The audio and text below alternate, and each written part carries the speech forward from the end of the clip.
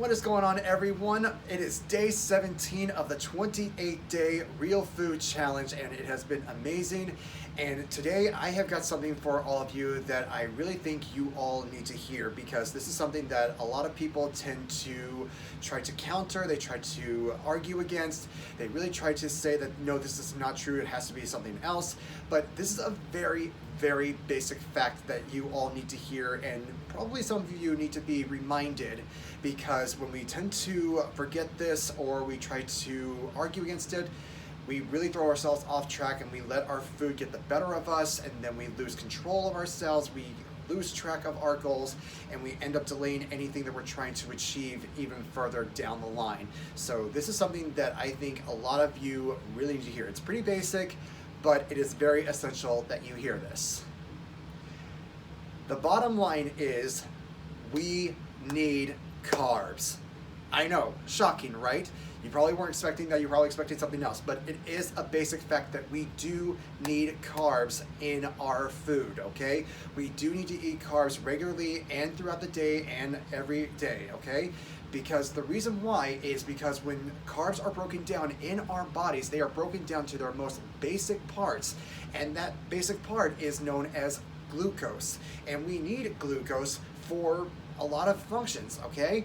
And any carbs, no matter what kind of carbs you're talking about, whether it's sucrose, fructose, or even galactose, like any type of carbs that has those, also comes with glucose at its very basic component, and we really need glucose to basically function as animals, okay?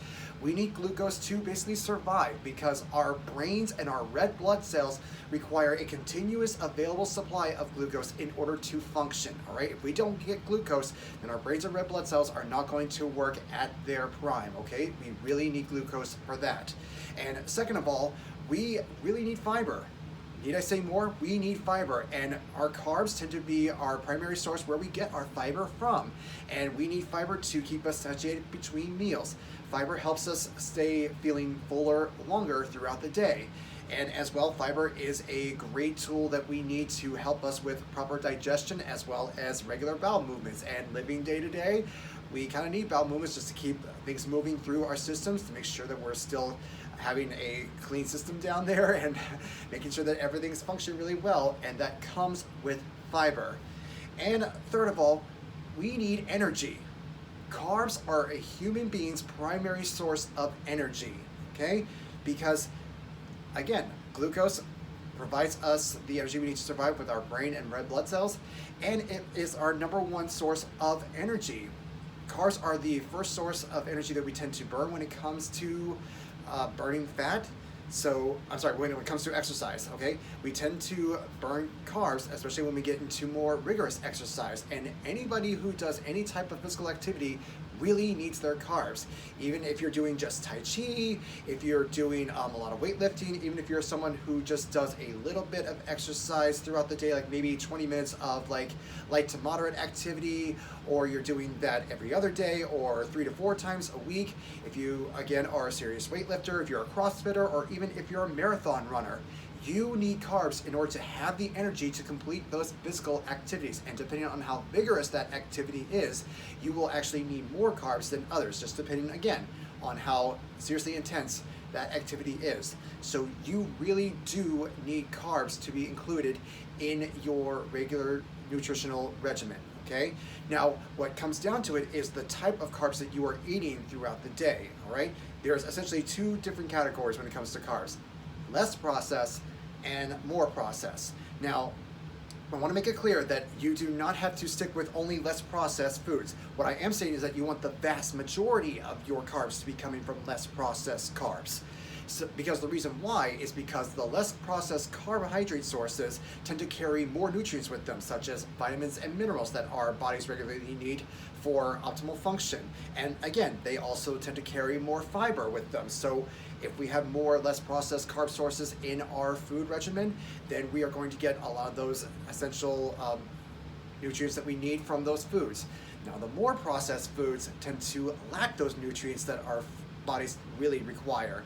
And they also tend to be loaded a little bit more with sodium and sugar, which our body doesn't require that much of, and too much of that stuff can cause a lot of health issues, especially chronic issues.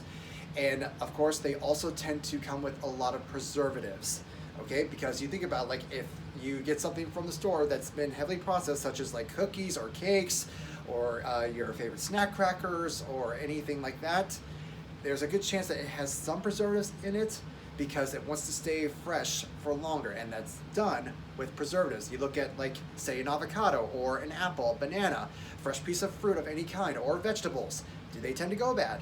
Yes, because they don't have preservatives, and preservatives are not exactly the body's best friend. Not to mention, the more processed carb sources tend to leave you feeling hungry again even sooner. Okay, you ever notice, like, how after you have, like, a good piece of cake that, yes, you feel good about that, but then give it an hour and you're suddenly hungry again? But you have something that's a little bit more filling, such as like an apple or a sweet potato or something that's a little bit higher in fiber, and you let an hour go by and you realize you don't feel quite as hungry. That's why, because you get the fiber from those less processed carbs than you do from those more processed carbs. But again, I want to drive home that you want to have less processed carbs taking up a vast majority of your carb sources compared to your more processed carbs. So what that typically looks like is that you have a lot of fruits and vegetables, your beans and legumes and your whole grains, and maybe just a little bit of, like, crackers or one itty bitty cookie just to round it all out if you're needing that cookie to round out your carb goals. And along that line, I kind of want to touch base a little bit on keto, okay? Because we've all heard about it, and I want to give, like, my little 2 cents about it. Is keto good or bad? Is it good for a little reset? For that, yes, but I really want to drive this home. It's best to do that under the supervision and guidance of a licensed professional.